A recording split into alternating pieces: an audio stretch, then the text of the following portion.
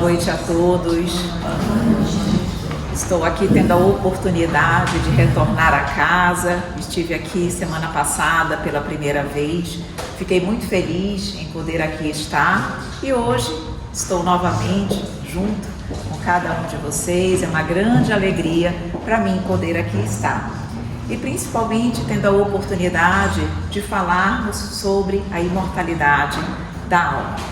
Nós vamos neste tema, morrer é o fim, nós vamos abordar 4 aspectos, para ficar um diálogo bem didático para todos nós. Então, a primeira pergunta, a primeira reflexão que nós vamos fazer é exatamente a pergunta, a resposta dessa pergunta. Morrer é o fim? Não. Depois, muito boa. Depois nós vamos para um outro questionamento. O que nos garante que existe vida após a morte? Então nós vamos refletir, será que a doutrina espírita nos traz informações, fatos concretos, inquestionáveis, que possa nos trazer a certeza de que de fato a vida continua? Depois a terceira reflexão é como ajudar uma pessoa a suportar a perda de um ente querido. Como nós podemos, nós que estamos aqui ouvindo, conhecendo um pouquinho sobre a doutrina espírita, como é que nós podemos ajudar as pessoas, quem não passa pelo desencarne de um ente querido? Então vamos ver o que a doutrina também nos orienta e nos auxilia. E a nossa quarta reflexão é quando desencarnarmos, vamos encontrar nossos familiares e amigos falecidos? Então são temas que envolvem a imortalidade da alma e que certamente são informações que todos nós gostaríamos de saber, queremos saber e que podem certamente e trazem um alento para as nossas almas. Então vamos para a nossa primeira reflexão. Morrer é o fim? Não, não é o fim. E como nós podemos ter essa certeza? A espiritualidade assim nos informou. No Livro dos Espíritos, na pergunta 83, Kardec, o codificador da doutrina espírita, fez exatamente esta pergunta aos espíritos. Existe um fim para os espíritos? E a espiritualidade, mesmo conhecendo as nossas imperfeições, mesmo sabendo que nós ainda não podíamos tudo saber e tudo conhecer, eles disseram: não existe um fim para o espírito. Mas eles acrescentaram: é tudo que nós podemos dizer neste momento. Então nós já percebemos que há muito a aprendermos, há muito a conhecermos, mas o que eles disseram naquele momento foi extremamente relevante. Porque eles disseram: não há um fim para o espírito. E vejam que nós não temos ainda condição de tudo saber. Em vários momentos, em várias oportunidades de Kardec, onde ele questionou os espíritos disseram: vós não tem ainda condições de compreender essas informações, essas verdades. Então nem tudo eles nos disseram, mas aquilo que eles nos disseram já é com certeza um bálsamo para as nossas vidas, porque nos traz esperança de um amanhã mais feliz. E interessante que quando Kardec soube dessa resposta de que não há um fim para o espírito, ele ainda não se deu por satisfeito, porque ele, extremamente questionador, inteligente, inúmeras ideias, inúmeros questionamentos vinham à mente dele. E aí, ele perguntando o objetivo da reencarnação, foi dito que o objetivo da reencarnação é exatamente oportunizar o progresso constante do ser humano, do espírito, e também a oportunidade de expiar os seus erros passados. Aí vejam a pergunta de Kardec. Bom, ele disse: se não há um fim para o espírito, e se nós estamos reencarnando exatamente com o objetivo de chegarmos à perfeição? Kardec perguntou: e quando nós chegarmos a esta perfeição? Quando nós reencarnarmos inúmeras vezes, O que vai acontecer após a última reencarnação? O que vai acontecer depois do desencarne dessa última reencarnação onde nós estivermos perfeitos? Será que nós vamos continuar com a nossa individualidade? Será que nós seremos nós? Ou será que nós seremos absorvidos no todo universal? Então vejam que a pergunta de Kardec não foi a cada reencarnação o que acontece. Não, ele perguntou, depois que nós transitarmos, progredirmos tudo, chegarmos no ápice, e aí? Ao retornarmos ao plano espiritual, ele pergunta, seremos então absorvidos neste todo universal? E aí vem a resposta da espiritualidade, que é extremamente importante. Não, porque se nós fôssemos absorvidos nesse todo universal, nós perderíamos duas características fundamentais. Nós perderíamos a nossa individualidade e nós perderíamos a consciência de nós mesmos. Porque se nós perdermos a nossa individualidade, a consciência, o entendimento, o saber que eu existo, é a mesma coisa que ser absorvido no todo, é a mesma coisa que deixar de existir. Então, quando a espiritualidade nos diz que o espírito não tem um fim, ele quer dizer que nós continuaremos sendo nós, com a nossa individualidade, com a nossa inteligência, com o nosso entendimento, com a consciência de nós mesmos. E isso é muito importante para que nós possamos compreender tudo o que a doutrina espírita nos diz. Então, não há um fim realmente para o espírito, embora tem muita informação que nós ainda não conseguimos saber.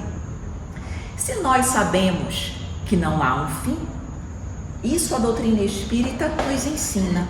Mas quando nós aqui estamos encarnados na matéria, nós não lembramos, pelo menos a grande maioria da humanidade não lembra das suas vidas passadas, não lembra das suas vivências no plano espiritual. E isso traz uma certa insegurança, incerteza, dúvida acerca da imortalidade da alma. Se nós somos imortais, por que eu não lembro de nada? Por que essas informações não estão claras, óbvias? Por que o meu ontem não está tão nítido na minha mente? Por que eu não lembro da minha vivência no plano espiritual?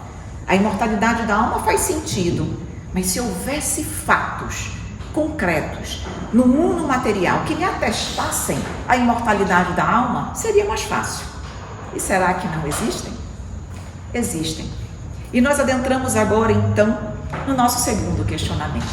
O que realmente nos garante que existe vida após a morte?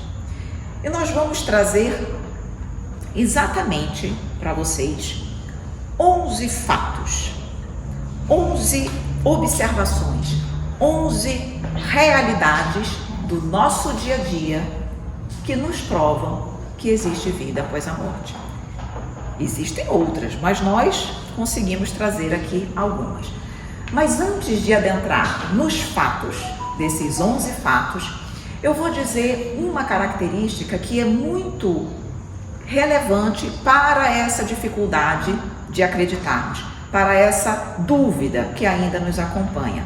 É exatamente o fato de nós, aqui no mundo material, não conseguirmos ver com os nossos sentidos físicos, a todo momento, o mundo espiritual. Porque raciocinem comigo, se nós estivéssemos aqui, todos nós, sem exceção, vendo os espíritos transitando, conversando conosco, seria fácil, mais fácil acreditar? Com certeza. Se eles estariam aqui conversando, batendo um papo conosco, não teria como nós negarmos, porque seria algo palpável, quase que palpável para todos nós. Mas isso não acontece. Mas nós precisamos lembrar que nem tudo que nós não conseguimos enxergar significa que não existe. O mundo microscópico nós não enxergamos, a não ser com a ajuda dos aparelhos científicos. E eles existem, é inquestionável. Então é só para nós trabalharmos a ideia que nem tudo, nós não precisamos ser como São Tomé. Nem tudo que se vê significa necessariamente que é a única coisa que existe. Então é só para vocês refletirem um pouquinho. E só para lembrar também que as questões referentes à imortalidade da alma não são trazidas pela primeira vez pela doutrina espírita. A doutrina espírita, ela traz maiores esclarecimentos, verdades, detalhes, informações sobre a imortalidade da alma. Mas isso, essa teoria, essa ideia, isso já foi trabalhado, isso sempre foi trabalhado em todas as épocas da humanidade, e nós percebemos muito isso em Sócrates, Platão, tá? Então os grandes filósofos, Pitágoras, eles já falavam e defendiam a imortalidade da alma, mas não explicavam, não traziam os detalhes que a doutrina espírita nos traz. Então a doutrina espírita, ela abre a nossa visão, o nosso entendimento acerca do tema. Mas vamos lá, que eu sei que vocês estão interessados nos 11 fatos, nos 11 acontecimentos. Então vamos lá.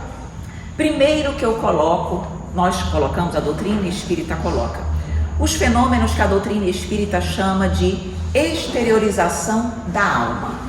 Vou explicar. Durante o nosso estado de sono, durante o momento que nós estamos dormindo, todos nós já tivemos a oportunidade de sonhar com pessoas que já desencarnaram, de termos sonhos tão nítidos, tão vivos, tão reais, que nós acordamos com a nítida certeza de que foi algo real. Nós já tivemos a oportunidade de encontrar nossos parentes, de nos vermos em regiões belas, outras nem tanto. Mas todos nós, durante o sono, já tivemos em algum momento a oportunidade de vivenciar essas experiências. E muitos de nós acreditam que isso é apenas um sonho, que é apenas uma realidade, um pensamento do nosso cérebro. Não é. Todos nós já vivenciamos isso. Isso é um fato inquestionável. E a doutrina espírita nos ensina e nos mostra que durante o sono, o nosso espírito se emancipa. Nós não ficamos grudados, presos, aprisionados no corpo físico. O nosso corpo físico precisa do descanso físico para repor as suas energias orgânicas. Mas o nosso espírito não precisa dormir. O nosso espírito se emancipa, ele se desliga parcialmente do corpo físico e ele vai vivenciar a vida parcial de espírito. E nesse momento ele vai usufruir dos fluidos benéficos da espiritualidade, ele vai regenerar-se espiritualmente. Enquanto o corpo dorme e recupera as energias físicas, o nosso espírito se emancipa e vai aurir as energias do plano espiritual. E nesse momento, nós podemos encontrar, rever os nossos familiares já desencarnados. Podemos conversar com os nossos benfeitores, com os nossos amigos espirituais, com o nosso anjo da guarda, que é o nosso espírito protetor. Então, isso são vivências reais que nós temos e a doutrina espírita nos explica o que elas significam, mostrando que a vida é imortal, porque se nós temos a oportunidade de reencontrar os nossos familiares amados, é porque a vida continua. Segundo fato, as chamadas casas mal assombradas. Desde sempre, desde quando nós nos conhecemos por gente, que existem as casas mal assombradas. Não é verdade? E isso é um fato inconteste. Sempre aconteceu e continua acontecendo. Isso, quando nós temos a oportunidade de estudar e de conhecer e de saber como isso tudo acontece, nós temos a comprovação de que a vida continua.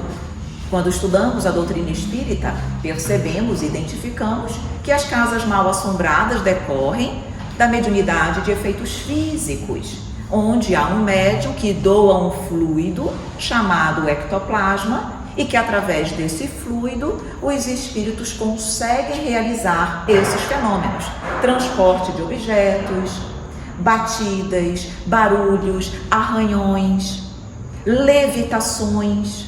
E esses fenômenos agridem os nossos sentidos. Nós estamos ali atestando os fatos. E a doutrina espírita nos explica como tudo isso acontece, mostrando aí mais um fato de que realmente a vida após a morte existe. Terceiro fato que eu destaco para vocês: os fenômenos das mesas girantes.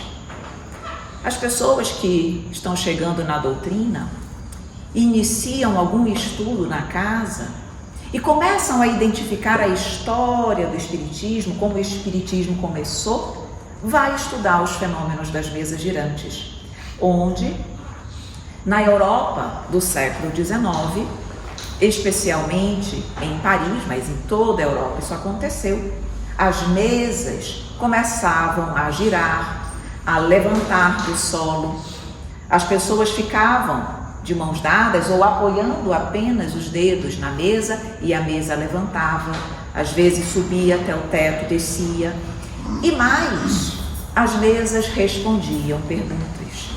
As pessoas perguntavam e as mesas, através das batidas no chão, respondiam sim, respondiam não, e respondiam perguntas de forma muito mais filosófica, porque foi estabelecido, por exemplo, que uma batida era a letra A, 2 batidas, letra B, 3 batidas, letra C, e assim eles conseguiram o alfabeto.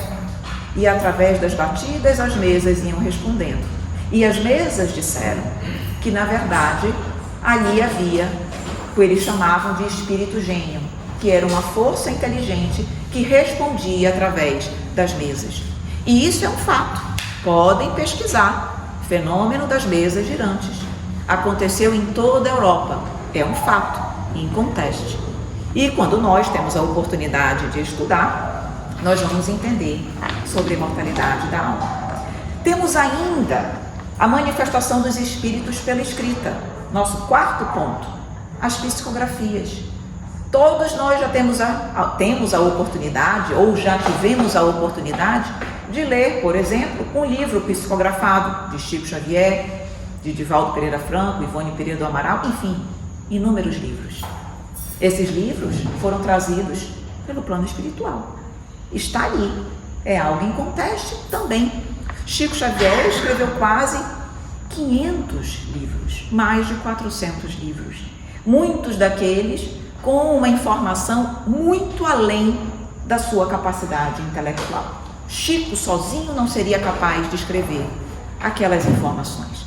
O que vem mais uma vez demonstrar que existe ali uma vida, uma inteligência além daquela que nós podemos aqui identificar. Então isso é o quarto ponto que eu destaco para nós refletirmos. O quinto item que eu coloquei como prova da sobrevivência dos espíritos é exatamente a manifestação dos espíritos pela audição e pela palavra. Todos nós, com raríssimas exceções, conhecemos alguém que diz: eu escuto os espíritos, ou que permite que os espíritos falem por seu intermédio. No passado isso era mais difícil, mas atualmente isso é comum. Eu conheço um médium, eu escuto os espíritos, eu vejo os espíritos, eles falam comigo, os espíritos falam por meu intermédio, através da fala. Isso é um fato que prova também a imortalidade da alma. Vejam que a espiritualidade vem dando inúmeros fatos que talvez de forma isolada não nos dessem essa certeza. Mas quando você reúne tudo, você reflete e pensa, não tem como negar, não tem como realmente não reconhecer a imortalidade da alma. Sexto ponto, aparição e materialização dos espíritos. Há pessoas, há fatos de espíritos que se materializam e são vistos não apenas pelos médiuns videntes, mas por todas as pessoas. Então, quando há a materialização, a vidência por parte de todos de alguém que já desencarnou, isso é um fato que também serve para comprovar a imortalidade da alma. Evelyn, você pode dar um exemplo? Claro, vou dar um exemplo que todos nós conhecemos. Todos nós já ouvimos falar do fenômeno da transfiguração de Cristo no Monte Tabor, onde ele ali estava com 3 apóstolos e, em um determinado momento, Jesus transfigurou-se Ele brilhou como o sol, suas vestes ficaram brancas como a luz. E naquele momento, ao seu lado, apareceram 2 espíritos que já haviam desencarnado. De um lado, Moisés, de outro lado, Elias. E foram tão reais essas materializações que Simão Pedro perguntou: Jesus, mestre, queres que façamos um tabernáculo? Montemos uma tenda para que todos possam acomodar-se? E depois, naquele momento, ele ouviu uma voz, uma sombra, uma nuvem, tomou conta dos 3 e ali veio a voz do mestre dizendo que este é meu filho, escutem-o. E depois as imagens de Moisés e Elias sumiram. Materialização de espíritos, e está na Bíblia, hein? Para vocês verem que não foram fenômenos trazidos pela doutrina espírita, mas que sempre existiram. Fatos que demonstram a imortalidade da alma. E tem mais, Evelyn? Tem mais. Vamos para o nosso 7º ponto. Fenômenos de quase morte.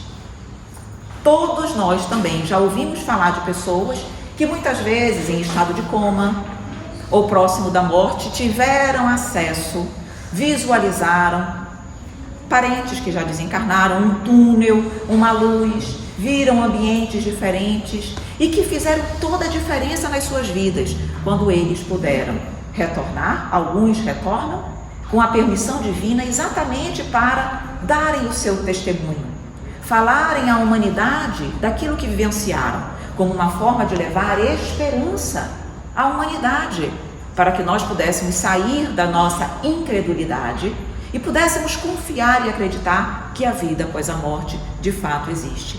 Então os fenômenos de quase morte acontecem a todo momento no nosso mundo, no nosso planeta. 8º ponto que nós destacamos aqui: terapia de vidas passadas. Nem todos já fizeram terapias de vidas passadas, mas há muitos que fizeram, há muitos que fazem, há profissionais voltados que trabalham exclusivamente em terapias de vidas passadas, principalmente para trabalhar traumas, fixações, problemas que de alguma forma interferem no nosso dia a dia, na nossa vida, e através de uma terapia de vidas passadas você acessa o seu ontem, as suas vidas passadas, e compreende o porquê de hoje você agir de uma forma, enfim, ter uma determinada fobia, um determinado problema.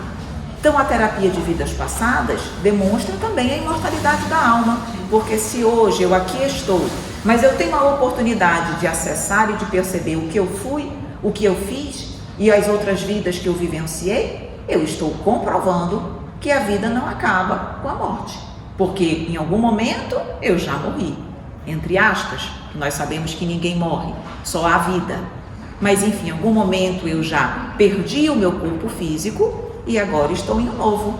Então, se antes eu já estive aqui e agora novamente, então eu não houve um fim para quem eu sou, para o que eu sou, para a minha existência. Então, a terapia de vidas passadas também é uma demonstração da imortalidade da alma. 9. Colocamos aqui visões no leito de morte, que é diferente dos fenômenos de quase morte, porque os fenômenos de quase morte, as pessoas retornam e falam aquilo que vivenciaram. As visões no leito de morte são diferentes e super comuns também. As pessoas que já estão realmente em processo de desencarne, normalmente, principalmente quando elas estão já nos seus últimos momentos, elas falam para os seus familiares: estou vendo a minha mãe, estou vendo meu pai, alguém, um familiar veio me avisar que está chegando a hora de eu ir, para que eu pudesse me despedir. E a pessoa ainda está viva, relata isso para a família. Visões no leito de morte, isso acontece também como uma forma de demonstrar para aquele enfermo, para aquela pessoa que está ali desencarnando, que ele confie, que a vida não acaba. E que maravilha poder estar ali recebendo a visita de um familiar querido. Então isso demonstra realmente também a imortalidade da alma. nós ainda colocamos como 10º ponto o que a doutrina espírita nos chama de transcomunicação instrumental. Não sei se vocês já tiveram a oportunidade de ouvir sobre transcomunicação instrumental. O que é isso?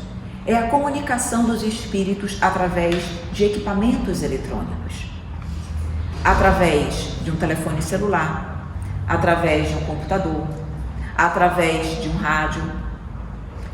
O Brasil, inclusive, vocês podem até pesquisar na internet, é um dos países que mais avançou no estudo sobre transcomunicação instrumental.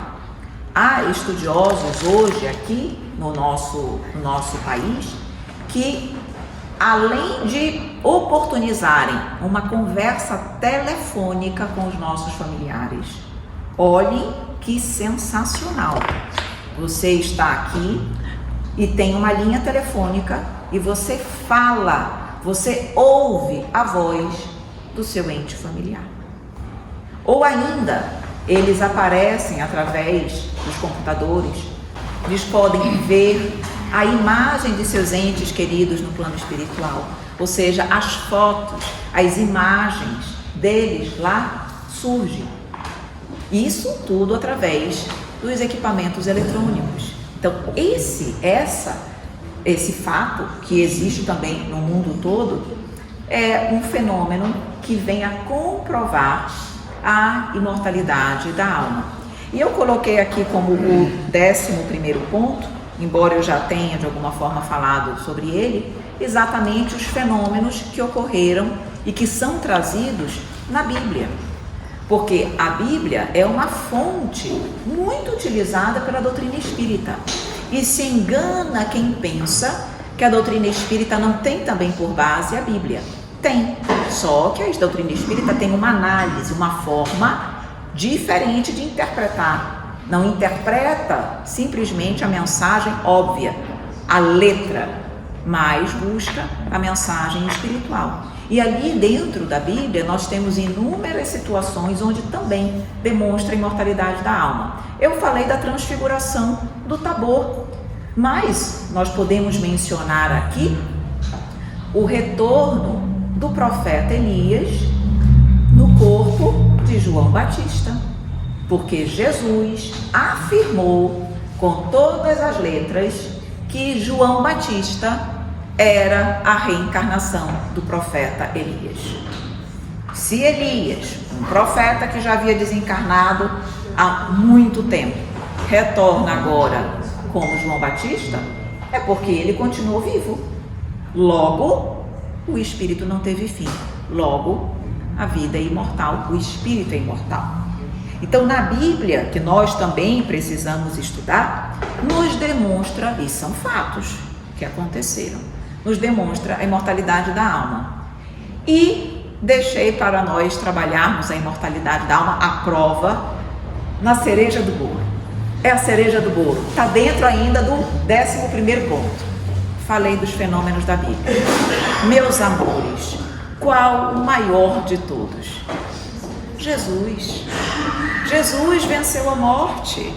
No seu 3º dia, ele lá estava, pleno. Mostrou-se para toda a humanidade, mostrou-se aos apóstolos, mostrou-se a várias pessoas que tiveram então ali a prova de que a vida não termina, que é imortal, que a vida é imortal, que nós somos espíritos imortais. Então a maior prova de todas é exatamente, se nós quisermos a melhor e a maior de todas, é o retorno do Mestre querido, que venceu a morte. Então nós trouxemos aí alguns fatos que nos ajudam a trabalhar no nosso coração para essa crença da imortalidade, para que não seja apenas um achismo. Eu acho que a doutrina espírita faz sentido. Não, ela faz sentido. E ela prova com inúmeros fatos que acontecem na nossa vida e que sempre aconteceram. E vamos agora então adentrar na nossa terceira reflexão. Como nós podemos ajudar alguém que perdeu, nem gosto de utilizar essa palavra perda, porque na verdade a perda não existe, mas alguém que está temporariamente ausente, longe fisicamente de um ente querido. O que a doutrina espírita nos traz para que nós possamos ajudar, amparar e auxiliar a nós, se estivermos nessa condição, e ao próximo? Então, primeiramente, eu preciso dizer que a doutrina espírita, mesmo com todo o conhecimento que ela nos traz, ela não impede que nós sintamos a dor dessa separação momentânea. Engana-se quem diz: eu sou espírita, eu não sofro. Não, nós sofremos. A dor ali está, porque é a dor daquela separação física. E a separação física existe, é inquestionável. Então é claro que nós vamos sentir. Mas a doutrina espírita, ela não impede a dor, mas ela nos traz uma nova forma de entender a morte. Traz uma nova forma de nós lidarmos melhor com essa dor, de forma que essa dor não me destrua, não acabe com a minha vida, com a minha alegria, com a minha vontade de viver. Então é isso que nós precisamos refletir. Nós vamos sentir, mas uma nova forma de encarar a vida e a morte é trazido pela doutrina espírita. Então, eu separei aqui 6 itens que nós podemos usar, trabalhar, conversar com as pessoas para ajudá-las a passar por esse momento. Primeiro ponto, que a morte não existe. Nós precisamos transcender a ideia de morte. Só existe vida. O espírito, quando aqui está vivo. O espírito, quando está na erradicidade, está vivo. O que acontece é que essa vida, ela se passa, ora na matéria, ora na erradicidade, ora no plano espiritual. Mas a vida é uma só. Eu tive várias vidas. Não, você só tem uma. Ora cá, ora lá. Mas a vida do ser humano é ininterrupta. Então nós precisamos lembrar e entender que não existe morte. Existe sim a perda temporária do corpo material. Mas o espírito, ele não apenas não tem fim, como ele não morre nunca. Ele é realmente imortal. Então colocamos aqui porque quando nós conseguimos entender que os nossos entes queridos continuam vivos, sendo quem são, com as suas individualidades, com a consciência de si mesmos, que eles continuam trabalhando, crescendo, evoluindo, isso com certeza nos traz uma nova maneira de lidar com a morte, de sentir a morte. E a dor que existe, ela existe, mas ela vira uma saudade gostosa, ela não vira desespero, angústia e sofrimento. Segundo ponto que eu coloquei aqui, que os nossos entes queridos, além de continuarem vivos, continuam com a sua individualidade e continuam evoluindo no plano espiritual. Porque nós estamos aqui aprendendo, mas quando nós estamos no plano espiritual também. Então, mostrar para essas pessoas que os nossos entes queridos continuam estudando, continuam trabalhando e vejam, muitas vezes trabalhando por nós, vindo até nós, auxiliando os familiares que aqui estão, trabalhando, lutando e amando todos nós. Isso faz uma diferença enorme para quem se vê ainda na ideia de que perdi um ente amado. Não perdeu. O amor que você sente por ele, ele sente igualzinho por você e continua lá. Então, o terceiro ponto que eu coloco é um dos mais importantes para quem está na matéria e para quem lá está também. Não há o esquecimento dos nossos familiares e daquilo que vivemos. Hoje mesmo, alguém me perguntou se quando eu aqui estou, eu esqueço do meu passado e da minha vida espiritual? Quando eu lá estiver, eu vou esquecer daqui? Eu vou esquecer dos meus amores, da minha família, de tudo que eu vivi? Raciocínio muito lógico dessa pessoa. Ora, se aqui eu esqueço de lá, então lá eu esqueço daqui? Não. Quando lá estamos, Não esquecemos de quem somos, do que fizemos, dos nossos amores, dos nossos erros, dos nossos acertos. Eles não esquecem de nós, assim como nós não esquecemos dele. Evelyn, por que mesmo então que eu esqueço aqui? Isso aí daria mais uns 45 minutos de reflexões, mas é sempre um motivo para nós estudarmos. Mas eu vou dar só uma dica, já que eu falei, para não deixar vocês com a pulga atrás da orelha ou com a interrogação, mas vou só instigar, porque aqui, se nós tivéssemos a oportunidade de lembrarmos de tudo aquilo que nós fizemos no passado, nós ficaríamos humilhados, porque muito erramos, e Deus nos dá a oportunidade do esquecimento temporário para que nós possamos começar do zero, como se nós estivéssemos começando de novo, sem um passado de culpas que me trouxesse culpa, que me trouxesse desespero, mal-estar. Ele diz: apaga esse teu passado, que isso te faz mal. Começa, não lembra de nada, te vê numa nova vida e segue caminhando para o Pai. Nós ainda não temos condições emocionais de lidar com o que fizemos no ontem. Um dia teremos, quando adquirirmos maior maturidade emocional e espiritual. Esse dia vai chegar, mas ainda não é hoje. Por isso, nós não lembramos, por misericórdia do Pai. Mas lá não há isso. Eles lembram de tudo, do que fizeram, do que deixaram, ou seja, não há o esquecimento. Quarto ponto que eu coloquei que nós podemos ajudar alguém, mostrar que essa separação ela é temporária. Exatamente, se não há a morte, nós vamos voltar a nos encontrar. E o que é mais interessante é nós mostrarmos que essa separação ela é temporária. E aí as pessoas dizem: eu sei, então quando eu retornar ao plano espiritual, eu vou poder reencontrar. Será que é só quando nós retornarmos ao plano espiritual? Enquanto se eu passar então 80 anos aqui, vou ficar 80 anos separado dos meus entes queridos até eu retornar ao plano espiritual? Não. Claro que não. É a nossa ideia ainda equivocada. Por isso que nós precisamos estudar, porque a doutrina espírita amplia a nossa visão. Essa separação é temporária. E como eu posso então, como eu posso estar com o meu ente querido antes desses 80 anos? De duas formas. Uma, através da emancipação do sono. Eu não falei no início que durante o sono nós podemos estar com os nossos entes queridos? O que nós podemos fazer e devemos fazer? Pedir ao Pai que nos permita esses encontros e lembrar ao acordar. Porque nós, com certeza, temos muitos encontros, mas nem sempre temos a permissão de lembrar. A espiritualidade vai avaliar se aquela lembrança será benéfica ou não. Evelyn, sempre pode ser benéfica. Engano nosso.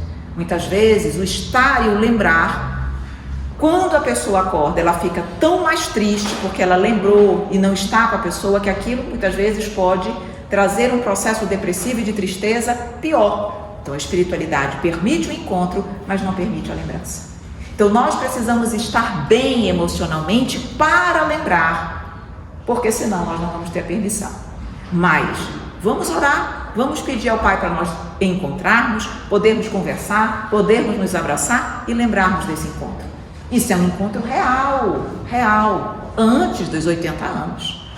E a segunda forma de nós estarmos, ouvirmos, falarmos com esses nossos familiares, através da mediunidade. A mediunidade, através da psicofonia, através de uma carta psicografada, são mensagens dos nossos entes familiares, que nos dizem como estão, que nos falam o que fazem, que continuam e nos mostram que seguem nos amando. E isso também é uma forma de trazer alento aos nossos corações e de fazer com que nós nos sintamos próximos deles novamente. Evelyn, tem outras formas? Claro! Nós aqui, quando estamos trabalhando no bem, quando estamos engajados numa obra de caridade, se os nossos familiares desencarnados estiverem em condições, nós podemos convidá-los para eles trabalharem conosco. E eles, quando não tem aqui uma equipe espiritual que trabalha na casa? Será que um desses membros não pode ser a minha mãe, o meu irmão, o meu pai, a minha filha? Claro que pode. Claro que pode. E eles vão ter a oportunidade de dizer: eu faço parte da equipe do teu trabalho, seja um trabalho numa casa espírita, seja um outro trabalho que se realize fora da casa, mas eles vão estar constantemente conosco, principalmente quando nós nos engajamos numa obra de caridade, porque isso agrega valor e moralidade ao nosso espírito e faz com que nós cresçamos, e eles também, porque eles continuam crescendo através do trabalho no bem. Então eu preciso trabalhar no bem só no plano espiritual? Não. Eu posso trabalhar lá e cá. Então vejam que nós também precisamos transcender a ideia de que quando há o desencarne, nós só vamos nos encontrar quando nós retornarmos à erraticidade, ao plano espiritual. Não, podemos nos ver antes. Então, separação, ela é temporária. Então, o quinto ponto é exatamente que a possibilidade de comunicação existe através do sono, através da mediunidade, através dos trabalhos na caridade. O sexto ponto que eu coloquei aqui é nós falarmos, explicarmos, conhecermos sobre a reencarnação, estudarmos sobre a reencarnação. Quando uma pessoa perde, enfim, entre aspas, um ente querido, e eu explico que a reencarnação é só um momento, uma oportunidade do espírito aqui estar vivendo as suas experiências, mas que na verdade é a vida, não é a vida principal, a vida verdadeira não é na matéria. A vida principal, a vida primeira é a espiritual. Tanto é que a doutrina espírita nos diz que o mundo material poderia deixar de existir e não haveria problema nenhum, porque o mundo verdadeiro é o mundo espiritual. Então, quando nós mostramos, na verdade, que nós é que estamos, em tese, num lugar temporário, porque quem está na erraticidade está na sua verdadeira casa. Então, quando nós explicamos para alguém sobre a reencarnação, sobre a finalidade da reencarnação, sobre o porquê ela existe e principalmente mostramos que a reencarnação ela é temporária e que quando nós chegarmos à perfeição nós não vamos mais precisar reencarnar, porque já teremos alcançado a perfeição relativa, intelectualmente falando e moralmente falando, e aí viveremos única e exclusivamente no plano espiritual, porque a reencarnação é para nós alcançarmos a perfeição. Se eu já sou perfeito, para que reencarnar? A não ser em caráter missionário. Então, isso tudo, essas verdades que a doutrina espírita nos traz, isto realmente ajuda muito para que uma pessoa lide melhor com o desencarne. E tem um último item que, na verdade, seriam, eu falei 6, são 7. Esse aqui faz cada um de nós refletir muito bem. É o seguinte: nós ainda temos o ledo engano de que estar aqui é melhor do que estar desencarnado. Não é. Não é. Aqui, a Terra, ainda é um mundo chamado de expiações e de provas. Ainda é um mundo onde espíritos equivocados e imperfeitos reencarnam para resgatarem seus equívocos, resgatarem seus erros. E quando a doutrina espírita é como um hospital, onde para lá vão os doentes. A Terra é como uma prisão, onde para lá vão os devedores da lei. Quando nós alcançamos a saúde, permanecemos no hospital? Não. Alcançamos a saúde, recuperamos a saúde, temos alta, não é verdade? Quando um preso, um condenado, termina a sua pena, ele continua aprisionado ou ele é libertado? Ele se liberta. Se liberta. Então, quando os nossos entes queridos retornam, é que eles cumpriram aquilo que precisavam aqui cumprir e ganharam o prêmio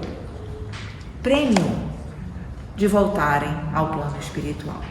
Porque continuar aqui, isso é desejar o sofrimento para os nossos entes queridos. Há alguém aqui na Terra que não sofre? Alguém? Nós conhecemos alguém que nunca tenha sofrido? Não existe, porque a Terra ainda não é um mundo feliz. Ainda não é um mundo feliz. Então, olhem que a irresignação ou desejar que o nosso ente querido aqui continuasse é um ato de egoísmo da nossa parte, porque eu quero manter aprisionado, mantê-lo encarcerado, mantê-lo no hospital, quando ele já foi premiado com a liberdade. Nós não, porque ainda precisamos aqui estar, ainda somos devedores da lei. Na verdade, precisamos nos sentir felizes quando os nossos queridos familiares adquirem a liberdade.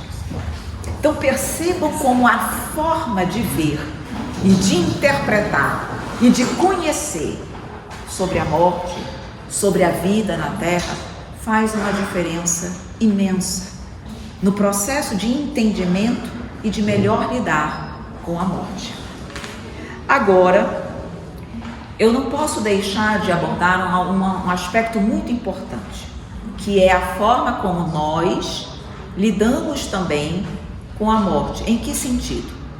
Há muitos que aqui ficam e que se sentem irresignados, vitimados com o desencarne de um ente querido. Choram copiosamente, outros até mesmo julgam Deus, como se Deus não fosse justo, por ter levado alguém tão bom. Vocês já lembram? Com certeza vocês lembram. Tem um ditado que sempre diz assim: sempre quem desencarna tinha que ser um homem bom, porque os ruins ficam. Como se a gente na nossa mente ainda equivocada, os ruins é que tinham que morrer e os bons ficarem. O inverso, os bons é que tem que ir, porque já foram agraciados. Os ruins é que tem que penar, trabalhar, se melhorar. Por isso estão aqui. Papai do céu é tão bonzinho que diz: fica aí, meu filho, você precisa trabalhar um pouco para ver se melhora. Então nós dizemos: se fosse um homem de bem tinha morrido. Graças a Deus, porque volta para um ambiente feliz. Então nós não podemos agir com irresignação, porque nós ferimos, agredimos os nossos entes queridos com os nossos choros e as nossas atitudes irresignadas. A doutrina espírita nos fala claramente sobre isso.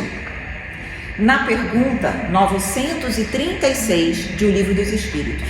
E eu vou ler para vocês porque eu acho extremamente importante nós percebermos o quanto nós podemos prejudicar os nossos entes queridos com o nosso choro, com a nossa resignação, com a nossa não aceitação da morte. Então, diz o seguinte: os espíritos elucidam ser o espírito que desencarnou sensível à lembrança e às saudades dos seus familiares terrenos. E aí tudo bem, prestem atenção agora. Mas uma dor excessiva e desarrazoada o toca de modo penoso, observando ser falta de fé no futuro e de confiança em Deus. E assim, todos os ouvidos agora, atenção. E assim, um impedimento ao adiantamento dos que o choram.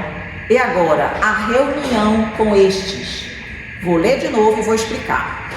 E assim, um impedimento ao adiantamento dos que o choram e a reunião com estes. Sabem o que isso significa?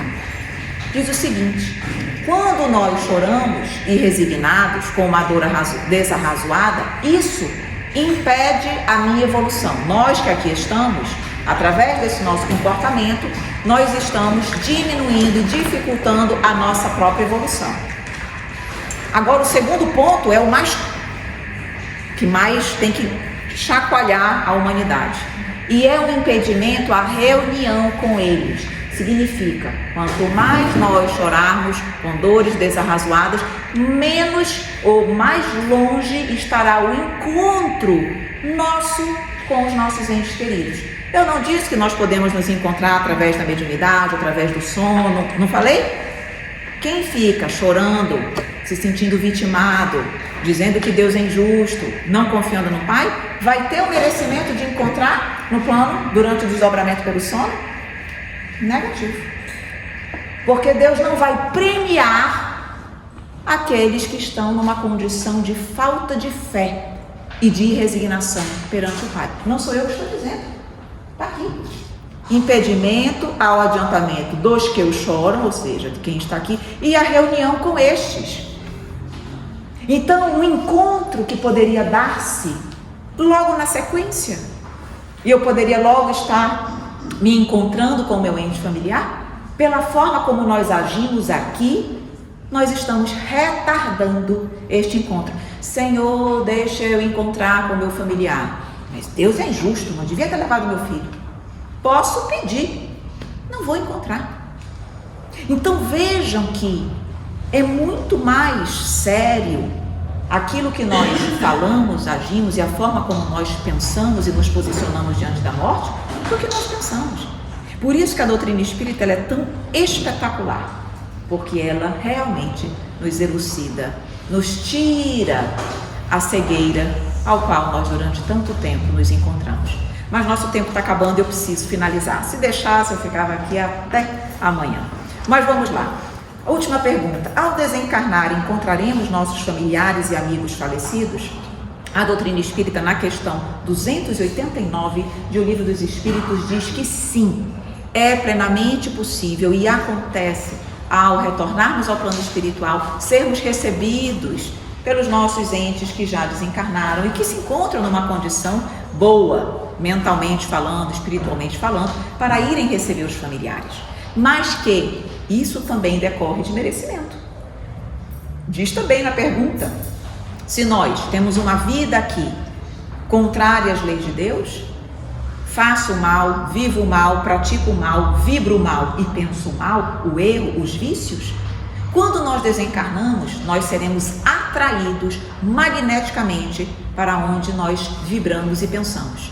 E aí, o meu familiar pode estar do meu lado, participando do meu desencarne, ajudando no meu desencarne. Eu não enxergo o meu familiar, eu não escuto o meu familiar, porque a diferença de padrão vibratório faz com que eu não enxergue e que eu não veja.